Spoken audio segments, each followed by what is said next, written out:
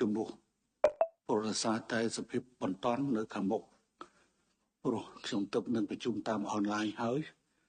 បន្តប្រជុំអចិន្ត្រៃយ៍នៅបន្ទាប់នេះមានសភាពការដែលអាចអាក្រក់នៅក្នុងថ្ងៃនេះបើសិនបើវានៅតែបន្តទន្ទ្រានយើងក៏មិនអាចអត់ឱនតទៅទៀតទេចឹងទេនេះគ្រាន់តែជាប្រាប់ទៅហើយយល់ល្អគឺថាសភាពការវាមិនកើតអីសោះប៉ុន្តែបើវាកើតគឺតម្រូវឲ្យខ្ញុំហើយប្រហែលជារំខានទៅលើណែអង្គប្រជុំបន្តិចតែសារតែខ្ញុំមានបញ្ជុតាក់ទងនៅក្បែរខាងនេះតែបញ្ជុតាក់ទងនេះអាចទៅដល់ញូវយ៉កក៏អាចតាក់ទងមកបញ្ជាកងទ័ពបានដែរមិនថាតែនៅក្នុងប្រទេសទេតូចទេប៉ុន្តែគឺវាមានសមត្ថភាពតាក់ទងគ្នាបានបើសិនបើខ្ញុំតាក់ទងតាមរបៀបនោះសូមមេត្តា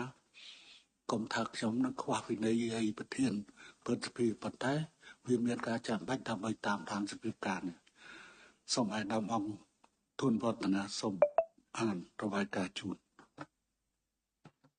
សម្ដេចអគ្គមហាសេនាបតីតេជោហ៊ុនសែនប្រធានប្រសិទ្ធិជាទីគោរពបំផុតសម្ដេចរាជបុត្រីព្រះអនុជព្រះអង្គម្ចាស់ឯកឧត្តមលោកជំទាវជាទីគោរពខ្ញុំបាទសូមអនុញ្ញាតអានរបាយការណ៍សង្ខេបស្តីពីសកម្មភាពនិងលទ្ធផលការងាររបស់ប្រសិទ្ធិនៅចន្លោះសម័យប្រជុំលើកទី3និងលើកទី4នីតិកាលទី5សម័យប្រជុំលើកទី3ប្រសិទ្ធិនីតិកាលទី5បានបញ្ចប់ទៅនៅថ្ងៃទី7ខែកក្កដា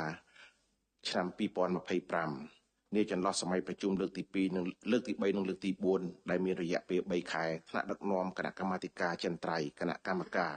ក្រមភូមិភាគក្រមសមាជិកាព្រឹទ្ធសភាសមាជិកាព្រឹទ្ធសភាបានបំពេញការងារជាប្រក្រតីនៅព្រឹទ្ធសភា